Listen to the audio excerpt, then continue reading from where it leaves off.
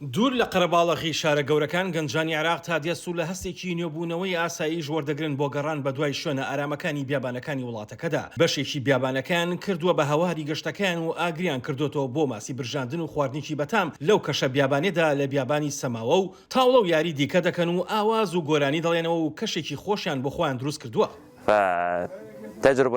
دروستکردنی بابەتی سۆشیال میدیا ئەزمونێکی باش و ئارام بەخشە. ئامۆژگاری هەمووان دەکەم کە ئەزمموی ئەمە بکەن و لە شار و ڕۆتینی ڕۆژانە دووربکەونەوە و لەگەڵ هاوڕێکانیان بچنە شوێنێکی ئارام بۆیان دەردەکەوێت کە ئەزمونونەکە زۆر جوانە.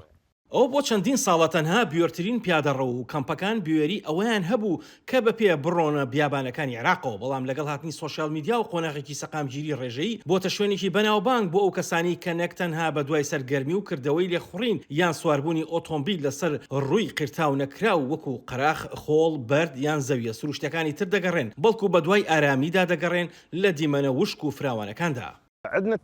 پەیوەندیمان لەگەڵ دەستگا و ئاژانسە دیارێکراوەکاندا هەیە. ئەگەر گەشتکردن بۆ شوێنێکی دیاریکرا و پێویستی بە مۆڵەتی ئەمنی هەبێت، زۆربەی ناوچەی بیابانی بەسرە یان سەماوە یان ناسریە پێویستیان پێی نییە، بەڵام لە ناوچەی عەمارە یان تەیەب پێویستە، چونکە ئەو ناوچانە لە ڕووی ئەمنیەوە داخراون، پێویستە پێشوەختە ئاگاداریان بکەینەوە.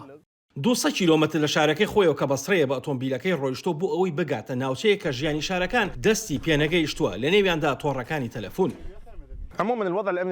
بەگشتی دۆخی ئەمنی عێراق ئاڵۆزە، بەسرە و بەشێکی ناسریە کاریگەری شەڕی عێراق ئێران و هەروەها شەڕەکانی عێراق و کەنداو لە ساڵەکانی 91، 98 و 2023 لەسرە، کەواتە زۆر ناوچان کە پاشماوەی جەنگن و هێشتا تەقینەوە و مینیان لێیە. بەڵام بۆ زۆر کەس هەستکردن بە مەترسی هەردەمێنێتەوە. عێراق ساڵانێکە یەک لە دوای یەک بەرگەی ململانی گرتووە لە دوای لەشکرکێشەکەی ساڵی 2023 بە سەرۆکایەتی ئەمریکا، لەوانە شەڕی ئەم دوایانەی دژی گروپی دەوڵەتی ئیسلامی داعش و هەرچەندە جیهادەکان لە کۆتاییەکانی ساڵی 2017دا لە قەڵاسەرێکەکانیان دوورخرانەوە و شکستیان هێنا، بەڵام زۆربیان پاشەکشیان کردووە بۆ حەشارگەی بیابانەکان کە بە شێوەیەکی بەرچاو لە ڕۆژئاوای وڵاتەکەدان کە هێشتا ناوە هێرش دەکەن، هەرچەندە بەدەگمەن هێرشی کوشندە ئەنجام دەدەن. ئاسۆ جەبار، دەنگی ئەمریکا.